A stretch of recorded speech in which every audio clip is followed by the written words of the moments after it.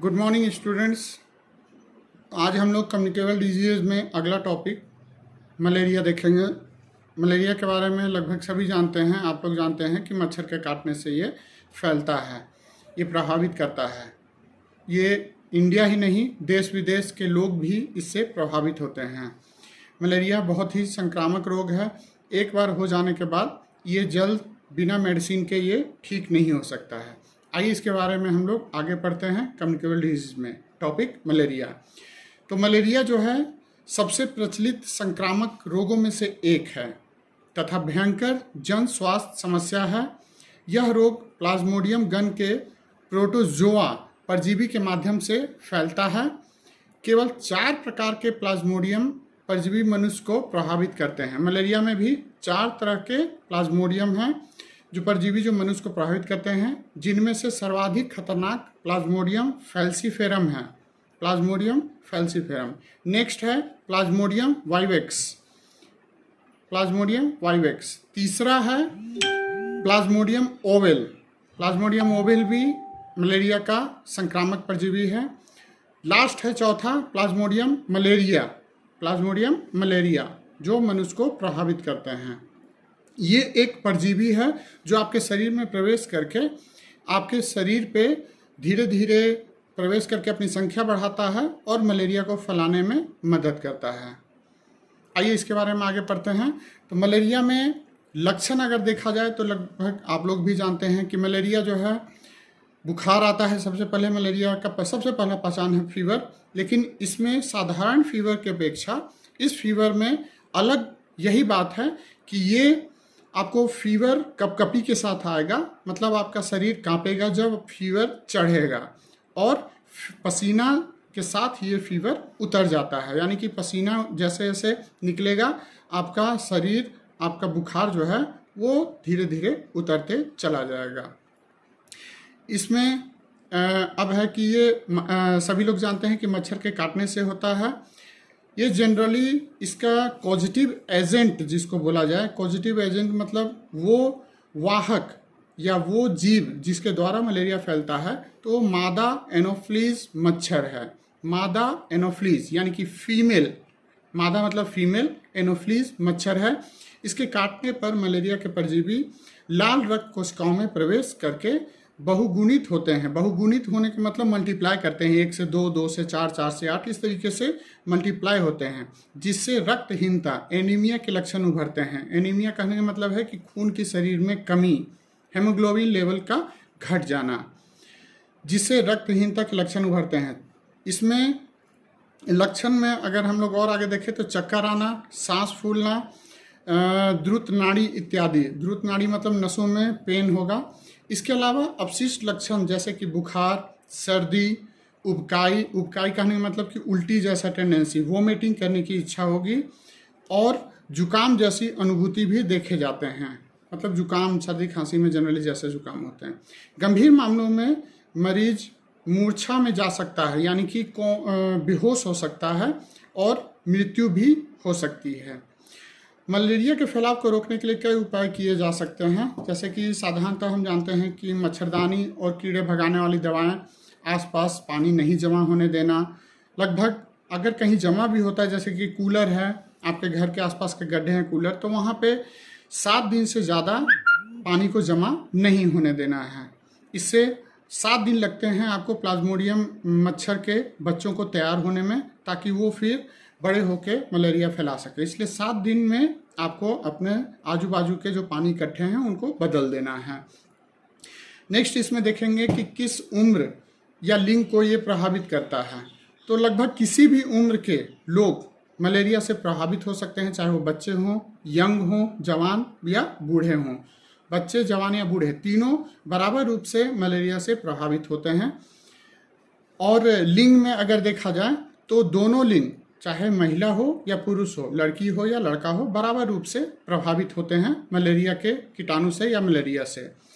इसकी अगर उद्भवन अवधि देखी जाए, उद्भवन अवधि कहने का मतलब कि संक्रमण का शरीर में प्रवेश करना और उसका पहली बार लक्षण दिखाना, इसके बीच का समय को हम लोग मलेरिया का उद्भवन अवधि कहते हैं। तो इसमें हम लोग देख सकते हैं कि 10 से लेकर आपको 9 महीने भी हो सकते हैं। 10 दिन में भी आपको लक्षण दिख सकते हैं, और नहीं तो मलेरिया का परजीवी शरीर में प्रवेश करने के बाद अगर आपकी प्रतिरोधक क्षमता अच्छी है तो 9 महीने भी लग सकते हैं उसको बाहर आने में, यानी कि लक्षण दिखाने में।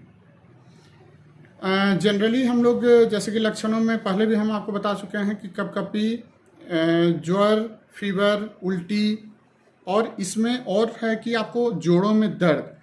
एक नेक्स्ट पॉइंट और हम बता रहे हैं, जोड़ों में दर्द, जो जहाँ जहाँ जोड़ हैं, जैसे घुटने हैं, केहनी है, उंगलियों के जोड़ हैं, वहाँ आपको पेन रहेगा, दर्द रहेगा।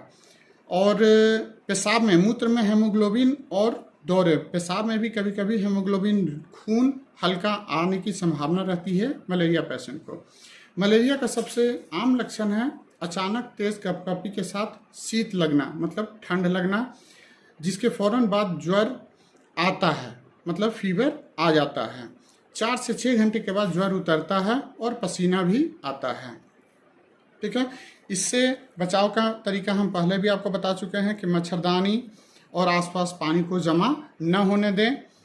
साथ ही इसमें हम लोग को ध्यान रखना है कि जो भी अगर बच्चे बाहर खेल रहे हैं, खास करके शाम के सुबह समय में मच्छर ज़्यादा काटते हैं, तो उस समय भी आपको ध्यान देना है कि बच्चे फुल कपड़े पहने रहें, मतलब पैजामा, कुर्ता या पूरे बाजू का शर्ट, स्लीव या टी शर्ट पहने रहें, जिससे मच्छर उनको ना काट सकें। क्योंकि बच्चों में खेलते वक्त, कूदते वक्त या बैठते पढ़े रहे हैं तो भी मच्छर के काटने की संभावना रहती है। तो उस समय कोशिश करना है कि पूरे कपड़े पहना के रखें अपने बच्चों को, जिससे वो मच्छर से बचे रह सकें। इसका जांच के लिए, इसको पता लगाने के लिए, अगर आपको कभी कपकपी आती है, बुखार आ जाता है और पसीने के साथ बुखार उतर रहा है, तो हम लोग सलाह यही देते हैं as a nurse medical field से कि आप अपने खून की जांच करवाएं। खून जांच में कंफर्म हो जाता है ब्लड टेस्ट से कि मलेरिया का कीटाणु आपके शरीर में है या नहीं है। अगर है तो फिर आगे की कार्रवाई यानी कि मेडिसिन चलाया जाता है। एज ए नर्स आप उसको मेडिसिन प्रिस्क्राइब नहीं कर सकते हैं। मेडिसिन प्रिस्क्राइब करने का हक सिर्फ और सिर्फ डॉक्टर को है, उनके द्वारा ही लिखा जाना चाहिए। नर्स के द्वारा मेडिसिन नहीं लिखा जाता है। नर्स सिर्फ मेडिसिन खिलाने का काम करते हैं, डॉक्टर का काम है मेडिसिन प्रिस्क्राइब करना, यानी लिखना कि कौन सी मेडिसिन कब चलेगी, कितने दिन तक चलेगी और कौन उसकी क्वांटिटी क्या होगी। उम्र के अनुसार से और समय के अनुसार से, दवाई की गुणवत्ता के अनुसार से उसका डोज तय किया जाता है, समय तय किया जाता है। मेडिसिन में ज़्यादातर हम लोग जानते हैं कि क्लोरोक्विन बहुत साधारण दवा है, बहुत फेमस है, जो कि आज के डेट में कोरोना के लिए भी इसके ऊपर शोध चल रहा है। काफ़ी हद तक कोरोना में भी ये मेडिसिन कारगर है। तो क्लोरोक्विन जो दवा है वो लगभग 600 mg चलाते हैं डॉक्टर्स उस मलेरिया के पेशेंट के लिए। नेक्स्ट है आपको प्राइमाक्विन, टैबलेट प्राइमाक्विन। ये भी एक मेडिसिन है जो एंटी मलेरियल ड्रग है, जो कि मलेरिया से ग्रसित पेशेंट को चलाया जाता है। और टैबलेट सल्फालेन तीसरी दवा है। ये भी एक दवा है जो मलेरिया के पेशेंट को चलाया जाता है, दिया जाता है मलेरिया के परजीवी को ख़त्म करने के लिए। लेकिन इसमें ध्यान यही रखना है कि जब जो डोज और जो टाइमिंग डॉक्टर के द्वारा बताया जाता है, उस टाइमिंग पे पेशेंट को वो दवाई और वो डोज देनी है। उसमें अगर समय का आगे पीछे होता है तो आपको मलेरिया ठीक होने के चांसेस बहुत कम रहेंगे। तो दवाई का डोज और समय ये खास ध्यान रखा जाता है, जैसा कि डॉक्टर ने कहा है उस अनुसार से आपको मरीज को, पेशेंट को वो दवाइयाँ चलानी हैं। और इंजेक्शन फॉर्म में एक है जो क्विनिन करके, क्विनिन QUININE, इंजेक्शन क्विनिन भी चलाया जाता है, जो कि एंटी मलेरियल ड्रग है, जो मलेरिया के पेशेंट को दिया जाता है।